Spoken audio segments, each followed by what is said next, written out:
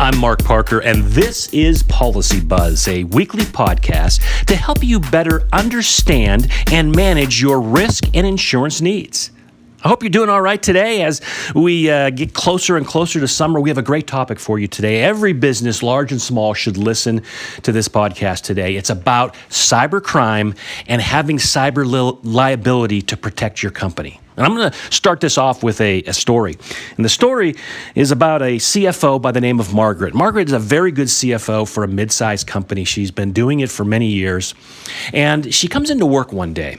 When she comes into work, she has her coffee, she sits down at her desk. It's quiet in the office because some of the staff and her boss, the CEO, are at a conference in Las Vegas looking at new IT equipment. And so Margaret sits down at her computer, she turns it on, she looks at her email, and in her email box is an email from the CEO of the company. And it says, "Margaret, great news, I found some equipment to purchase. I need you to wire $150,000 to the bank account below so that we can purchase this equipment." So Margaret looks at that and goes, "Oh, that's great. And I knew they went out there to purchase equipment. Looks like they found it.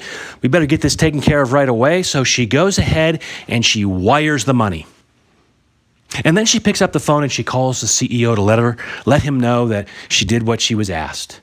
And when he picks up the phone, she says, "Great news. I wired the money. You're all set." And the CEO pauses and says, "Oh, Margaret, wait a minute. What money?" And she said, "Well, the email you sent me this morning. You asked me to send $150,000 so you could purchase equipment. I did that. I sent it to the bank account right there on the email." And the CEO paused again and said, "Margaret, I didn't send you any email. In fact, I haven't sent any email this morning. What's going on?"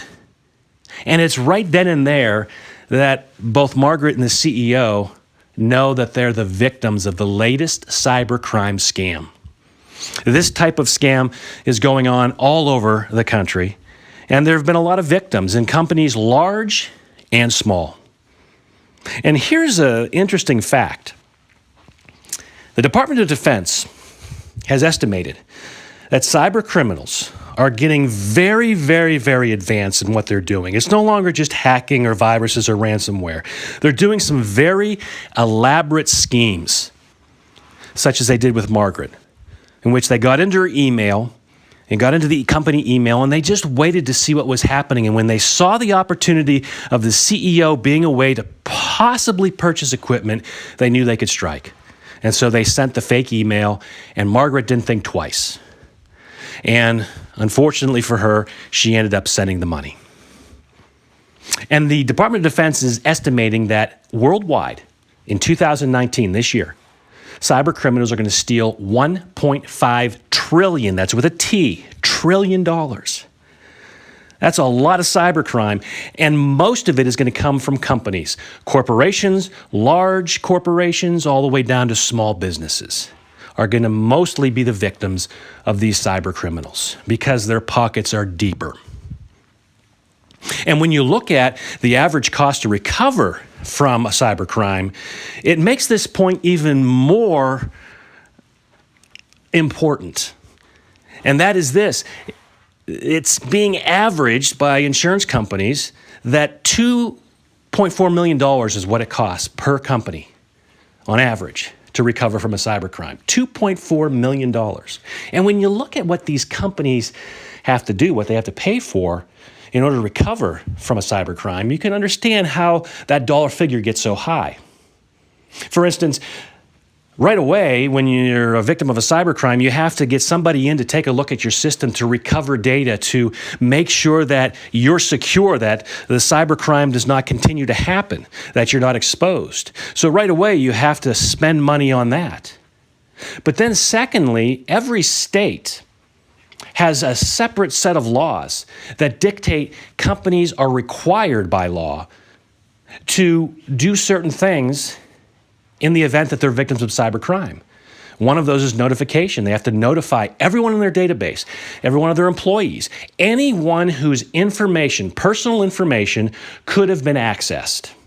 The companies now have a responsibility to contact them and let them know it happened.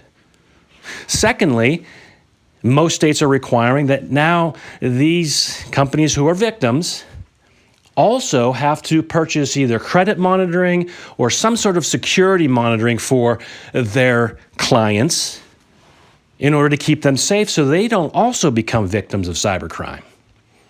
So the notification and then purchasing of these services can get very costly, especially if you have hundreds or thousands of clients. You now all of a sudden have to put a lot of money out in order for that recovery to take place, in order to help those clients of yours not also become victims. But last but not least, the third way that it costs a lot of money to recover is a company's reputation. How do you get your reputation back after you've been the victim of a cyber crime? Look at the news within the last few years of these large corporations who were victims and how the press was terrible. It was bad press they got. And the public in general lost faith in these companies. We can estimate that probably any company that is a victim of a cybercrime could lose up to a third of their clients instantly. That means a third of their revenue, their annual revenue, walks out the door because those people no longer trust the company that was a victim of a cybercrime. So now you've lost a third of your revenue. How do you get your reputation back? How do you go out and you have to spend a lot of money in order to convince people, number one, you've recovered and that you're a company to do business with again, you're safe to do business again, but that could take years. And in order to do that, the company is going to have to then spend a lot of money on their current clients and also future prospective clients to get their reputation back. So you can see it is pretty easy to get to that $2.4 million number. And that doesn't mean all companies are going to pay that. It's an average, but you can see how costly it is. Now, here's the last statistic, which is sort of a cautionary tale for you. We know now that 7 out of 10 companies, that's 70% of companies in existence in the United States today, are not prepared for a cybercrime. 70%. 7 out of 10. Is your company in that 70%? Because if you are, think about what happens if you're the victim of a cybercrime. The money you could have to pay out by law and to recover your reputation could be enough to put you out of business. And that's why cyber liability insurance is so important. It helps you to be able to pay those costs in the event that you're a victim of a cyber crime, so that you can do what you need to do by law, but also to just do the right thing and take care of your current clients and make sure that you protect them so that they're not also future victims of cyber crime. 70% of companies out there either don't have the right security software, don't even think about cybercrime, have their heads in the sand like ostriches, or have no cyber liability insurance, and therefore are exposed to the fact that they could see a huge bill coming their way in order to recover from a cybercrime. Don't be part of that 70%. Here's what you can do. Talk to your risk manager. Contact me. The first thing we'll do is we'll talk about what state are you in? What states are you doing business in? What are the laws in those states that make you responsible in the event you're the victim of a cyber crime? So that we know exactly what you have to do in the event that happens. And then we take a look at your overall risk. What kind of a company do you run? Where are your clients? What kind of client information do you have on your servers? Do you have emails? Do you have a database with private information, financial private information that's very sensitive? We're going to find that all out and figure out what's your exposure, what could happen, what could your bill end up being if you're the victim, and then find the right insurance for you. Now, here's the good news. Cyber liability insurance, it's not that expensive. When you compare it to other insurance, such as property and professional liability and workers' comp, it's not that expensive.